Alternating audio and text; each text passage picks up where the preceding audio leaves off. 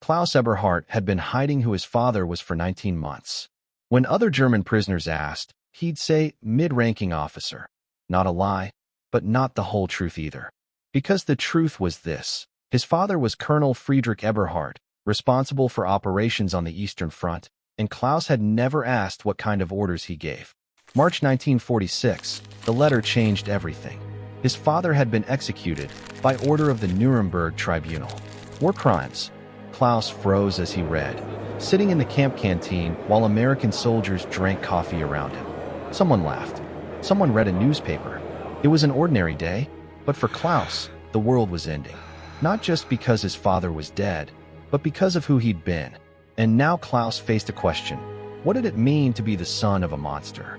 When American Commander James Holloway saw the letter, he looked into Klaus's eyes and asked, "What did you do?" Klaus couldn't answer. "Nothing. I didn't know." Then, Holloway said, "The crime isn't yours, and you have the right to grieve." Klaus was stunned. "But my father was a criminal." Holloway shrugged. "Yes, but you're not.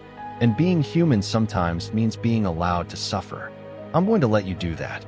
That day, Klaus understood that mercy isn't only shown to the good.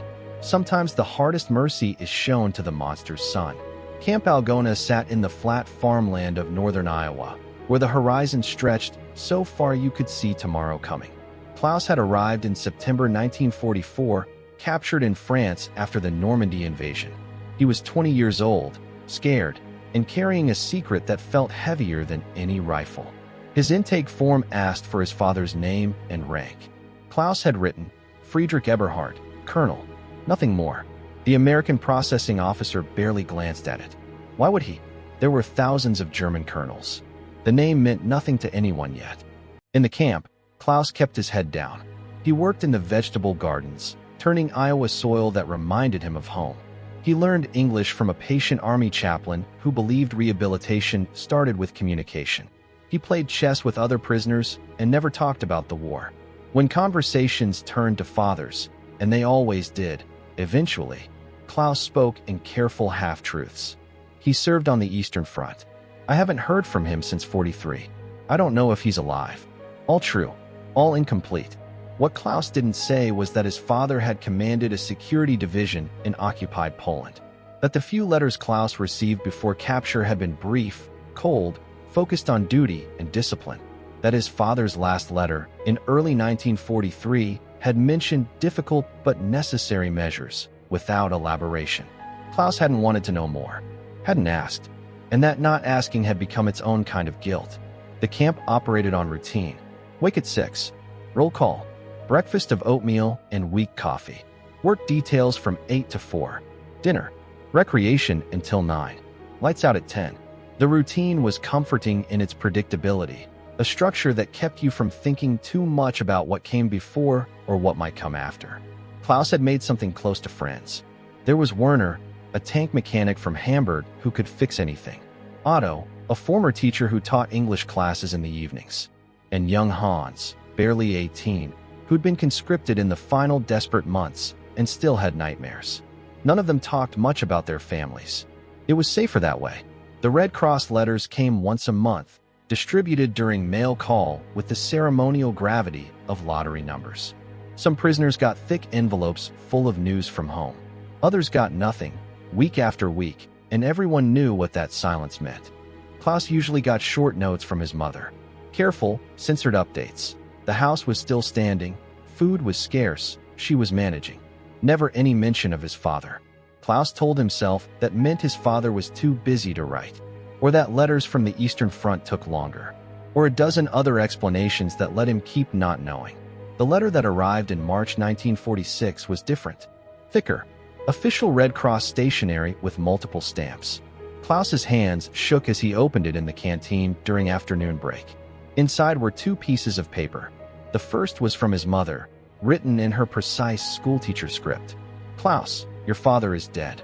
Executed February 14, 1946, by International Tribunal for War Crimes. The trial was public. Everything is known now. Do not come home. There is nothing here for you. 3 sentences, 22 words. The complete destruction of everything Klaus had told himself about who his father was. The second paper was an official document, partially translated, tribunal findings. Colonel Friedrich Eberhard, responsible for massacres of Polish civilians.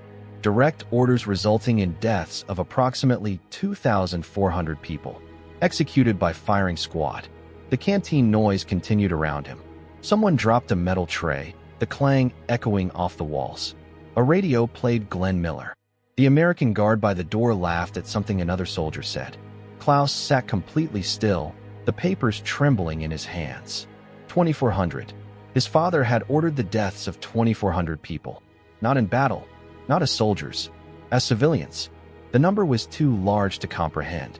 If he tried to imagine 2,400 faces, his mind went blank. So instead, he imagined one person, then imagined killing that person, then imagined doing it again, and again, 2,400 times. His father had done that, had ordered it done, had signed papers, given commands, ensured it happened efficiently. Werner sat down across from Klaus, carrying 2 cups of coffee. He saw Klaus's face in the papers, and his expression changed. Bad news.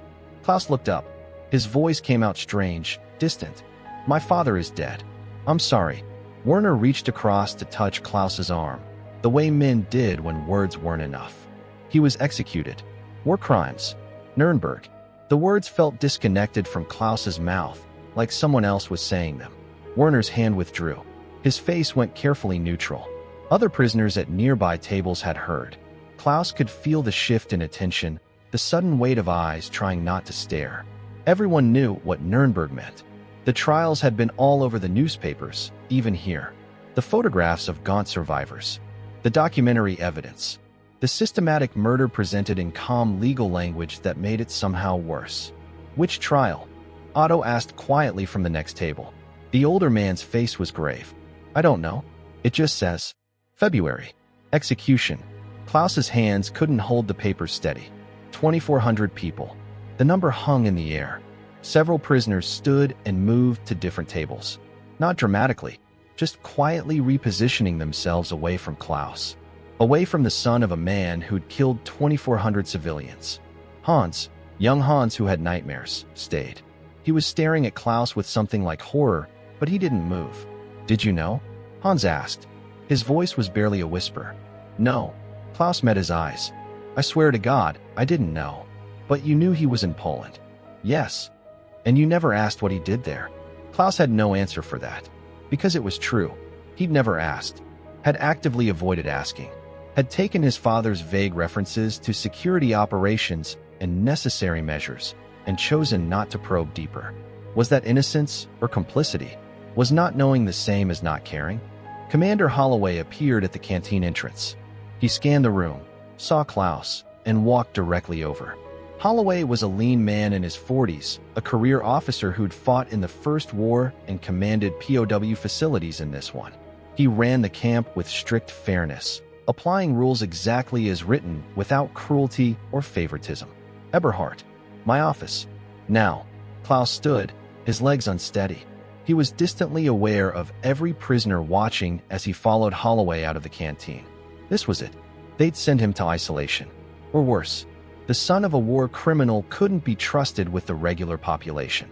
Holloway's office was small and spare. A desk, 2 chairs, filing cabinets, and a photograph of a woman and 2 children on the windowsill. Holloway gestured to a chair and closed the door. For a long moment, Holloway just looked at him. Klaus kept his eyes down, the letter still clutched in his hands. I received notification this morning, Holloway said finally. Your father's name flagged in our records after the execution. I was debating whether to tell you or let you find out from home. My mother told me. I saw. Holloway sat on the edge of his desk rather than behind it, a subtle shift that made the space feel less like an interrogation. So, Friedrich Eberhard's son, what do you want me to do with you? Klaus looked up, confused. Sir, I'm asking what you think should happen now. Isolation? Transfer? Should I inform the other prisoners officially? I don't know. Holloway studied him with unsettling directness. Let me ask you something, and I need an honest answer. Did you know what your father did? No, sir. Not specifically. I knew he was in command. I knew there were. Klaus struggled for words. Operations. But I never asked for details. Why not? The question hung there, simple and devastating. Why hadn't he asked? Because asking meant knowing, and knowing meant choosing. And as long as he didn't know, he could tell himself he was just a soldier, just following orders, just caught in something bigger than himself. I was afraid, Klaus said finally, of what the answer might be. Holloway nodded slowly. At least that's honest. He moved behind his desk, pulled out a file. Your record here is clean. You work hard. You've caused no problems. You help the younger prisoners. Your English teacher says you're one of his best students. He closed the file. So here's my question. What did you do? What specific crimes did Klaus Eberhardt commit? Nothing. I was a soldier. I followed orders. Whose orders? My commanding officers. Not my father's. We served in different units. So you're not responsible for your father's crimes. But he's my father. His blood is my blood. Is it? Holloway leaned forward. Does guilt transfer through bloodline? If your father murdered someone, does that make you a murderer? If he stole, are you a thief? Klaus had no answer. His culture said yes. His family's shame was his shame. His father's dishonor marked him forever. But Holloway was suggesting something different. The law, Holloway continued, says you're responsible for your own actions. Only yours. Your father was tried for what he did. He was found guilty. He paid the price. But that verdict doesn't extend to you. Then why does it feel like it does? Holloway's face softened slightly. Because you're human. And humans carry their families with them, for better or worse. He stood. Here's what I'm going to do. I'm giving you 3 days of mourning leave. Klaus stared. Sir, you lost your father. Regardless of what he did, that's a loss. You're entitled to grieve. Holloway walked to the door. There's a small room behind the chapel. Private. I'll have someone bring meals. Chaplain Morrison is available if you want to talk. Or you can just sit with it. But you're allowed to mourn, Eberhardt. Even for a monster. Because he was your father first. Klaus couldn't process what he was hearing.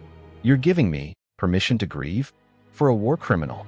I'm giving you permission to be human. There's a difference.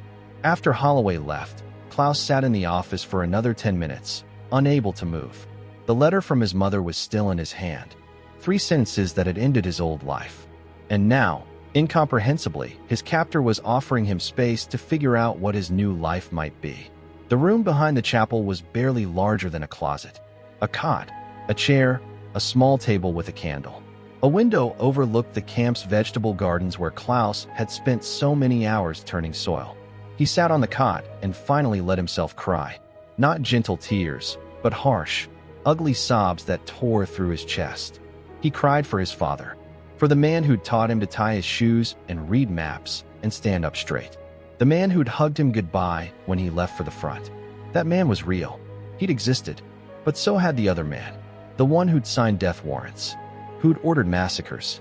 Who'd looked at 2,400 civilians and decided they were acceptable casualties for whatever goal justified their deaths. Both men were his father. And Klaus didn't know how to mourn one without absolving the other. Chaplain Morrison appeared in the doorway that evening. He was an older man, nearly 60, with gentle eyes and hands that had learned to hold grief without being crushed by it. May I sit? Klaus nodded. Morrison settled into the chair, quiet and patient. I don't know what to feel, Klaus said finally. I should hate him. For what he did. For what he made me. But he's still my father. Love and justice don't always align, Morrison said quietly. Sometimes we love people who did terrible things. That doesn't make the things less terrible. And hating them doesn't make them less human. How do I live with this? Everyone knows now. I'm the son of a war criminal.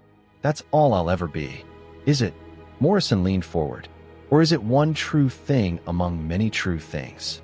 Yes, you're Friedrich Eberhardt's son. You're also Klaus. 20 years old. Good with languages.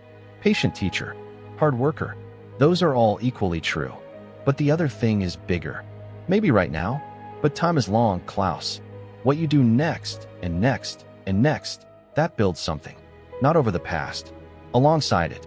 A life that acknowledges what came before, but isn't defined by it. Klaus wanted to believe that. But sitting in this small room, 3 days away from returning to a camp where everyone now knew what his father had done, it felt impossible. The 3 days passed slowly. Klaus slept in fits.